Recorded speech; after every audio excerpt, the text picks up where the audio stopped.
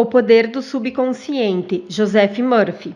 Liberte o milagroso poder de sua mente. Capítulo 4.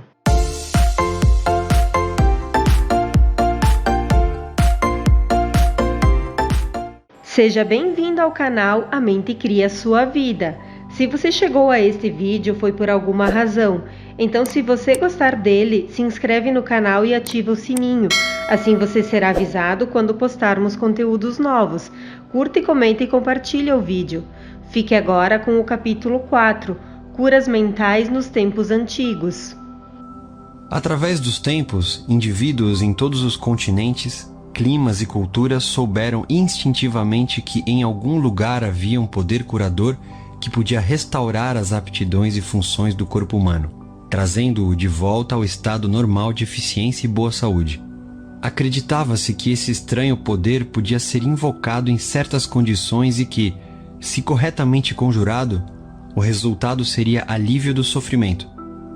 A história de todas as nações confirma que, de fato, existia essa crença. Na história antiga, dizia-se que o poder de influenciar o homem secretamente para o bem ou para o mal, incluindo a cura de doentes, era prerrogativa de sacerdotes, sacerdotisas e pessoas sagradas. Essas pessoas alegavam possuir poderes recebidos diretamente de Deus, incluindo a cura dos enfermos.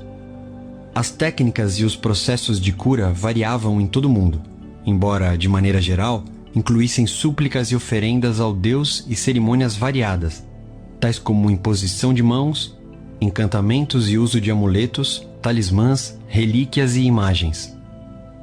Nas religiões da antiguidade, por exemplo, sacerdotes nos templos drogavam os pacientes e lhes davam sugestões hipnóticas quando adormecidos. Eles eram informados de que os deuses os visitariam sem falta durante o sono e que os curariam. Numerosas curas aconteciam. Os devotos de Hecate recebiam instruções para misturar lagartos com resina, olíbano e mirra e triturar tudo isso ao ar livre, quando a lua estava em quarto crescente. Após a execução desses ritos bizarros e misteriosos, eles rezavam à deusa, engoliam a poção já preparada e mergulhavam no sono. Se a fé era suficiente, viam-na em sonho. Esse rito, que nos parece tão estranho, até mesmo fantástico, era frequentemente seguido por curas. Nos tempos antigos, o homem inventou numerosas e eficazes maneiras de ganhar acesso ao poder incrível da mente subconsciente e usá-la para a cura. Embora soubessem que esses procedimentos funcionavam, não sabiam como ou por que produziam resultados. Hoje sabemos que sugestões poderosas eram dadas à mente subconsciente. Rituais, poções e amuletos atraíam profundamente a imaginação do homem e facilitavam a aceitação, pelo subconsciente, das sugestões repetidas do curandeiro. O trabalho de cura, porém, era realizado pela própria mente subconsciente do paciente. Em todas as eras, curandeiros leigos obtiveram sucessos notáveis em casos em que a perícia médica tradicional fracassara e os pacientes haviam entrado em desespero. Essa situação nos leva a perguntar: de que modo esses curandeiros em todo o mundo faziam e fazem curas? A resposta é que as curas ocorrem porque a crença cega do doente libera o poder curador existente na mente subconsciente. Quanto mais fantásticos e estranhos os remédios e métodos usados pelos curandeiros, mais provável era que os pacientes acreditassem que algo tão estranho tinha que ser incomumente poderoso. A excitação emocional tornava-lhes fácil aceitar a sugestão de saúde, tanto pela mente consciente quanto pela subconsciente. Esse ponto será discutido em mais detalhes no capítulo seguinte. Relatos bíblicos de uso dos poderes do subconsciente. Por isso vos digo que tudo quanto em oração pedirdes, credes que recebestes, e assim será convosco. Marcos, capítulo 11, versículo 24. Releiam essa passagem e prestem toda a atenção à diferença nos tempos dos verbos. Os verbos crer e receber estão no presente, ao passo que o assim será convosco está no futuro. O inspirado evangelista nos diz algo da mais alta importância com essa diferença aparentemente pequena na construção gramatical da sentença. Se acreditamos e aceitamos como verdade o fato de que nosso desejo já foi atendido e realizado, que já foi completado, sua realização se seguirá como algo no futuro. O sucesso dessa técnica reside na convicção profunda de que o pensamento, a ideia, a imagem já está na mente. Se queremos que alguma coisa tenha substância no reino da mente, ela deve ser pensada como realmente existente. No trecho bíblico temos, em umas poucas palavras enigmáticas, uma instrução concisa e específica sobre a maneira de usar o poder criador da mente, isto é, gravando no subconsciente aquilo que desejamos. Nosso pensamento, ideia, plano ou objetivo são tão reais em seu próprio plano como nossa mão ou coração no corpo.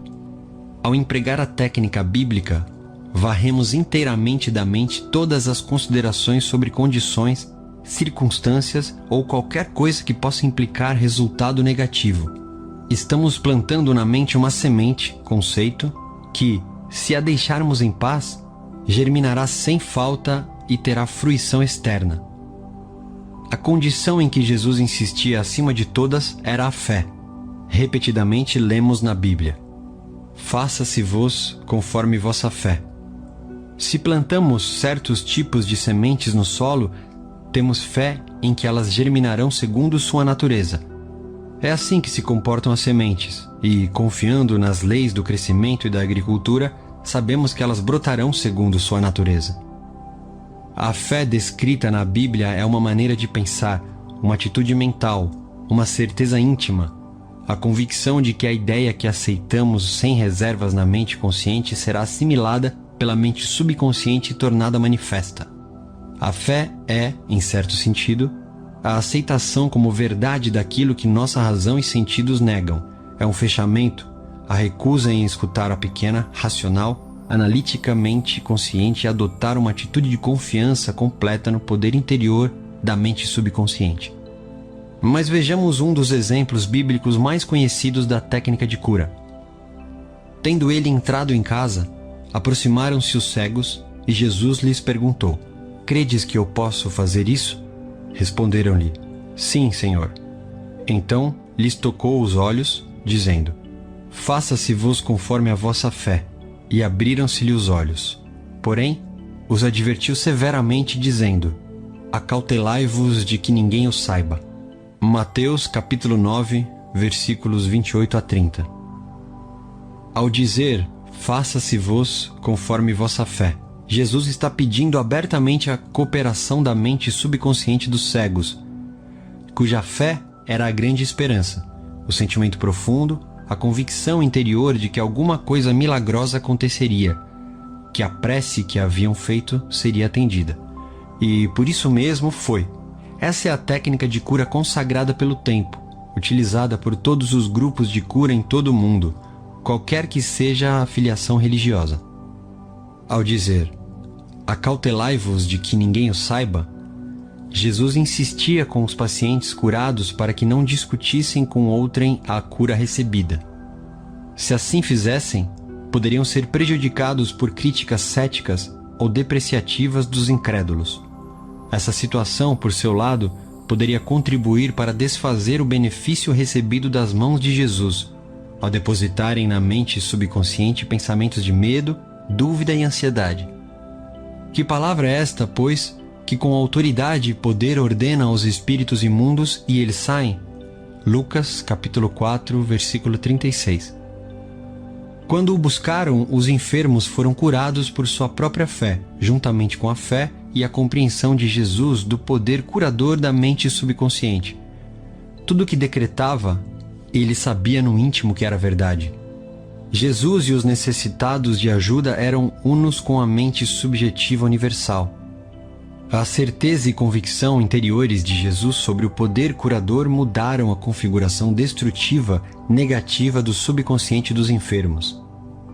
As curas resultantes foram a resposta automática a uma mudança mental interna. O comando que ele lhes deu foi o apelo que fez ao subconsciente dos doentes, além de saber, sentir e confiar absolutamente na reação da mente subconsciente às palavras que com autoridade pronunciou. Milagres em santuários de todo o mundo. Em todos os continentes, em todos os países, curas acontecem em santuários. Alguns são mundialmente famosos, outros conhecidos apenas dos que moram nas suas proximidades. Mas famosos ou obscuros, as curas ocorrem por motivos idênticos e por meio dos mesmos poderes da mente subconsciente. No Japão, visitei vários santuários famosos. A peça central do mundialmente conhecido Santuário de Jiabutsu é uma gigantesca estátua de bronze, de 12 metros de altura, de Buda com as mãos postas, a cabeça inclinada em êxtase profundo. Observei velhos e jovens depositando oferendas aos pés da estátua, dinheiro, frutas, arroz, laranjas. Os devotos acendiam velas, queimavam incenso e entoavam preces com pedidos.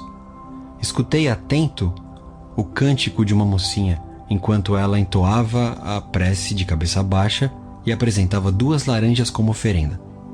Nesse momento, ela agradecia a Buda por ter lhe restabelecido a voz. Tendo-a perdido, recuperou-a no santuário. A fé simples em que Buda lhe restituiria a voz de cantora, se seguisse certo ritual, jejuasse e fizesse certas oferendas, a havia ajudado a despertar em si mesma a esperança. Como resultado, condicionou a mente até chegar a crer. Em seguida, o subconsciente transformou a crença em realidade. Não podemos enfatizar suficientemente o poder da imaginação e da fé total. Um exemplo maravilhoso nesse particular é o de um parente meu, residente em Perth, cidade do oeste da Austrália, que sofria de tuberculose. Tinha os pulmões profundamente afetados. O filho resolveu ajudá-lo a curar-se. Foi visitá-lo em casa e ele disse que conhecera recentemente um monge andarilho dotado de estranhos poderes.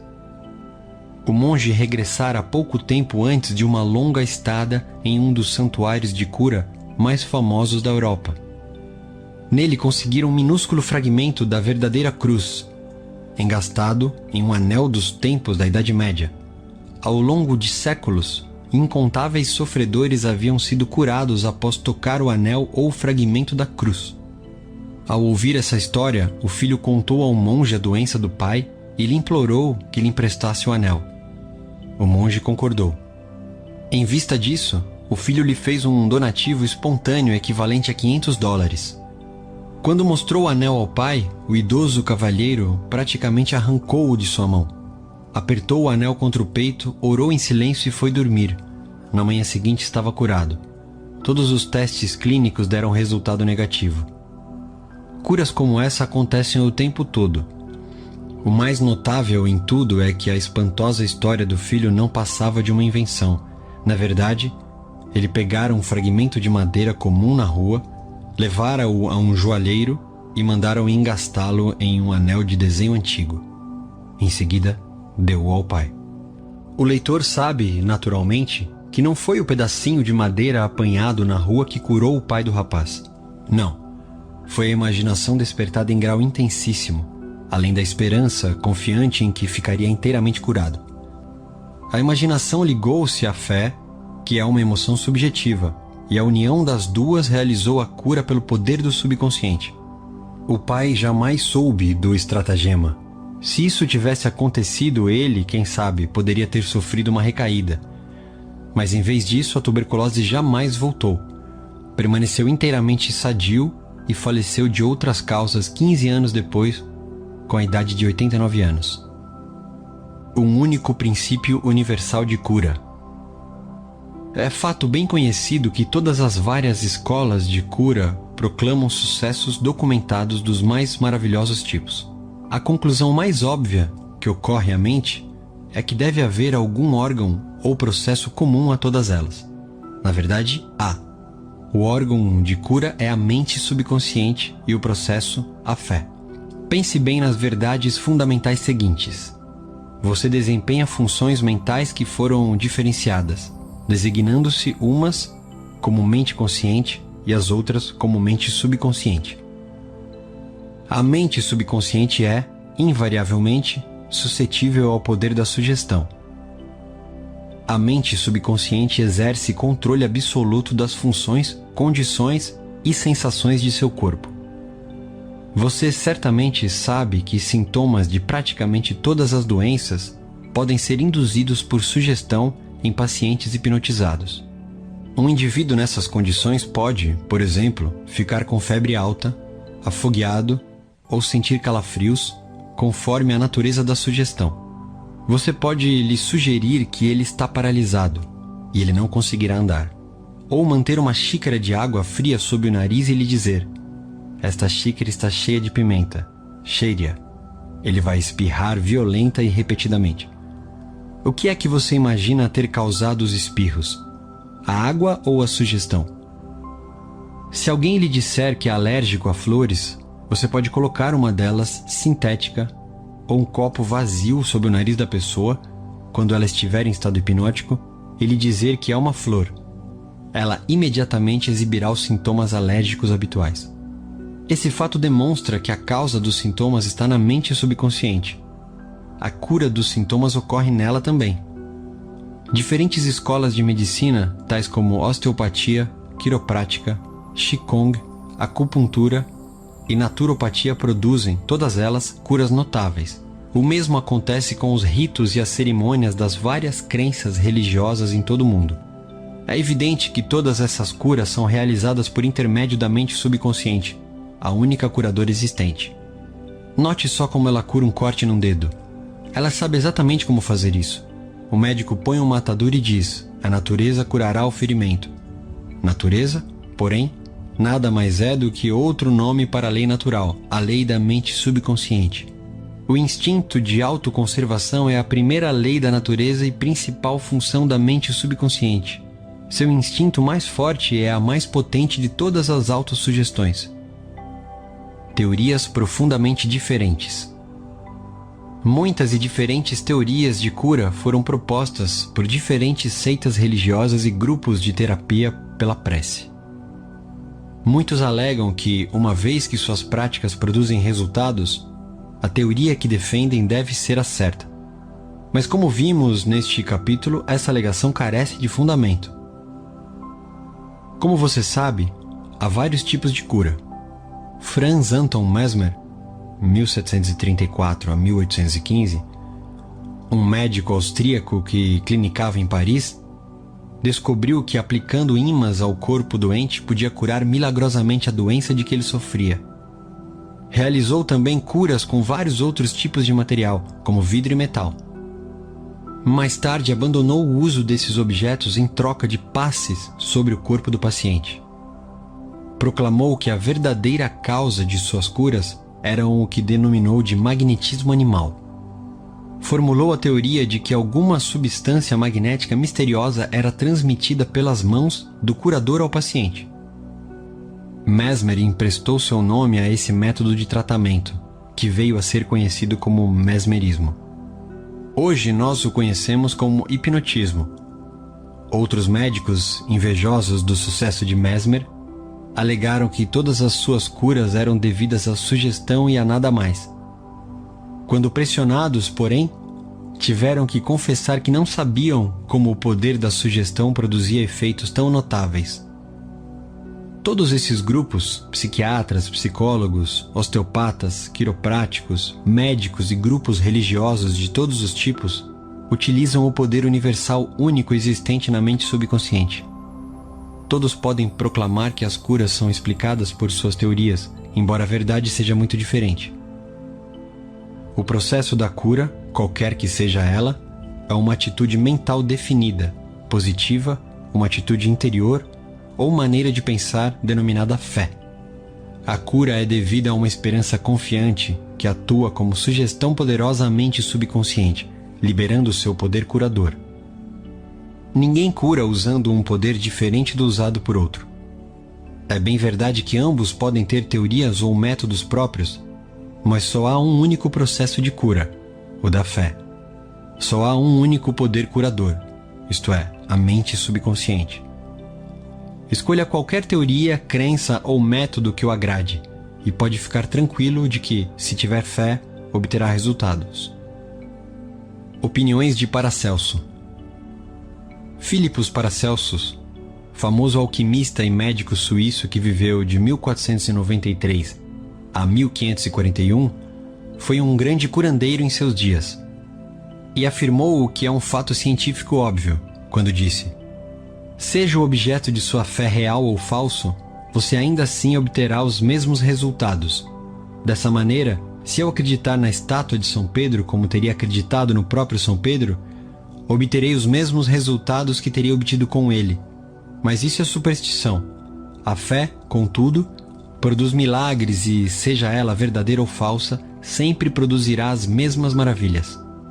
As opiniões de Paracelso foram repetidas no século XVI por Pietro Pomponazzi, um filósofo italiano, que escreveu o seguinte: podemos facilmente conceber os efeitos maravilhosos que a confiança e a imaginação podem produzir, especialmente quando ambas as qualidades existem nos sujeitos e nas pessoas que os influenciam.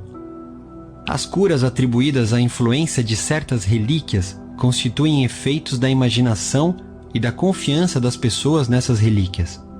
Charlatões e filósofos sabem que se os ossos de qualquer esqueleto fossem postos no lugar dos ossos de um santo, os doentes ainda assim experimentariam efeitos benéficos, se acreditassem que eram relíquias autênticas.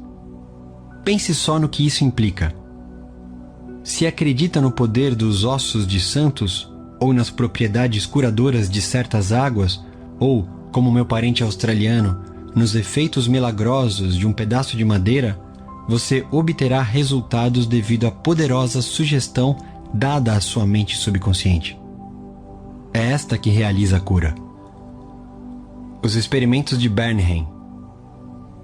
Hippolyte Bernheim, professor de medicina em Nancy, França, em princípios do século XX, foi um dos primeiros a explicar como a sugestão do médico ao paciente produz efeitos devido à força da mente subconsciente.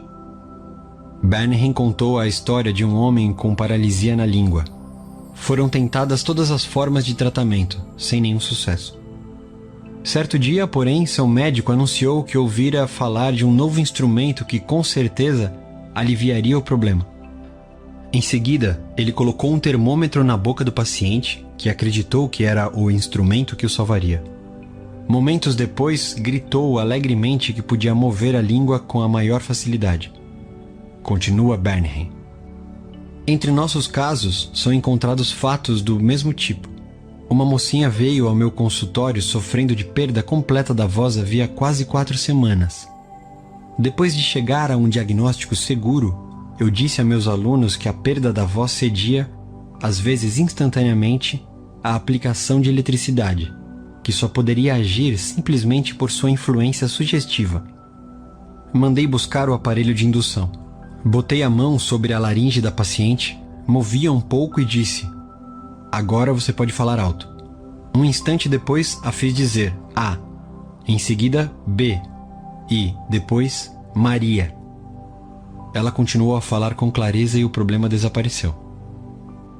Herr Bernheim estava demonstrando o poder da fé e da esperança por parte da paciente, que atuaram como sugestão poderosa sobre a mente subconsciente. Bolha formada por sugestão. Diz Bernheim que provocou o aparecimento de uma bolha na nuca de um paciente, colando nela um selo de correio e sugerindo que era um pedaço de papel pega-mosca. Esse tipo de demonstração foi confirmado por experimentos e experiências de numerosos médicos em muitas partes do mundo, e não deixam dúvida de que mudanças estruturais no corpo podem ser feitas como resultado de sugestão oral ao paciente. A causa dos estigmas sangrentos. Hemorragias e estigmas sangrentos podem ser induzidos por sugestão. Como demonstração desse fato, o Dr. M. Bourhon colocou uma pessoa em transe hipnótico e lhe deu em seguida a sugestão seguinte: às 16 horas após a hipnose, você virá ao meu consultório, se sentará nessa poltrona e cruzará os braços sobre o peito. Seu nariz, nessa ocasião, começará a gotejar sangue. Naquela tarde, o jovem fez exatamente o que lhe havia sido dito. Logo que cruzou os braços, várias gotas de sangue pingaram da narina esquerda. Em outra ocasião, o mesmo pesquisador escreveu o nome do paciente em ambos os antebraços. com a ponta rombuda de um instrumento enquanto ele estava em transe hipnótico. Em seguida, disse Bolro: às 16 horas você cairá no sono. Seu braço sangrará ao longo das linhas que eu tracei e seu nome aparecerá escrito em seus braços em letras de sangue. Naquela tarde, o paciente foi atentamente observado. Às 16 horas, ele caiu no sono. No braço esquerdo, as letras sobressaíram em relevo brilhante e, em alguns pontos, havia gotas de sangue. Embora as letras desaparecessem gradualmente, elas continuaram ainda levemente visíveis 3 meses depois. Esses fatos demonstram simultaneamente a correção das duas proposições expostas, isto é, a suscetibilidade invariável da mente subconsciente ao poder da sugestão e o controle perfeito que ela exerce sobre funções, sensações e condições do corpo. Todos os fenômenos citados retratam vividamente condições anormais induzidas por sugestão, e são provas conclusivas de que, assim como o homem pensa em seu coração, mente subconsciente, assim ele é. Recapitulação de pontos importantes sobre cura. 1. Lembre frequentemente a si mesmo que o poder curador está em sua mente subconsciente. 2. Convença-se de que a fé é como uma semente plantada no solo e que cresce segundo sua natureza. Plante a ideia, semente na mente, regue-a, fertilize-a com esperança e ela brotará. 3. A ideia que você tem para um livro, invenção ou peça é real em sua mente. Essa é a razão por que acredita que a tem agora. Acredite na realidade de sua ideia, plano ou invenção e, ao fazer isso, ela se concretizará. 4. Ao rezar por outra pessoa, saiba que seu conhecimento interior, silencioso, da completude, beleza e perfeição, pode mudar as configurações negativas da mente subconsciente da outra pessoa e produzir resultados maravilhosos. 5. As curas milagrosas de que ouve falar, ocorridas em vários santuários, são devidas à imaginação e à fé total, que agem sobre a mente subconsciente da pessoa, liberando o poder criador. 6. Todas as doenças têm origem na mente. Nada aparece no corpo, a menos que exista um modelo mental correspondente. 7. Os sintomas de praticamente todas as doenças podem ser induzidos por sugestão hipnótica. Esse fato demonstra o poder de seu próprio pensamento. 8. Só há um processo de cura, é a fé. Só há um poder curador, isto é, a mente subconsciente. 9. Seja real ou falso o objeto de sua fé, você obterá resultados. A mente subconsciente reage ao pensamento que está em sua mente. Pense em fé como um pensamento na mente e isso será suficiente.